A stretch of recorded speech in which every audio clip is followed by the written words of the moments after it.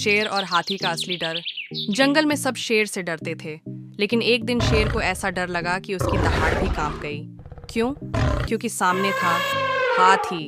घने जंगल के बीचों बीच एक ताकतवर शेर रहता था, जिसकी दहाड़ से पूरा जंगल हिल जाता था। शेर सोचता था, मैं जंगल का राजा हूँ, मुझसे बड़ा कोई नहीं। हर जानवर उससे डरता था, हिरण, बंदर, भेड़िया, यहाँ तक कि भैंसा भी। शेर को लगता था कि वह अजेय है। एक दिन शेर पानी पीने नदी किनारे पहुंचा।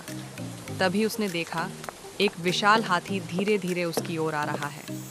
हाथी शांत था, लेकिन उसकी चाल में भारी ताकत थी। शेर ने गर्जना की, यह नदी मेरी है, दूर हटो। हाथी ने शांत आवाज में कहा। नदी सबकी है शेर भाई, मैं सिर्फ पानी पीने आया हूँ। लेकिन शेर का घमंड बोल उठा, मैं राजा हूँ, मेरे सामने सिर झुकाओ। राजा होने का मतलब दूसरों को डराना नहीं, उनकी रक्षा करना है। शेर गुस्से से भड़क गया। वह हाथी पर झपटा और उसके पैर पर नाखून मारे, पर हाथी जरा भी नहीं हिला। शेर हैरान था। उसने दूसरा वार किया और तीसरा भी, लेकिन हाथी शांत खड़ा रहा, जैसे कुछ हुआ ही ना हो। हाथी ने बस अपनी सूंड उठाई, शेर को हल्के से उठाया और नरम झाड़ी में धीरे से रखा।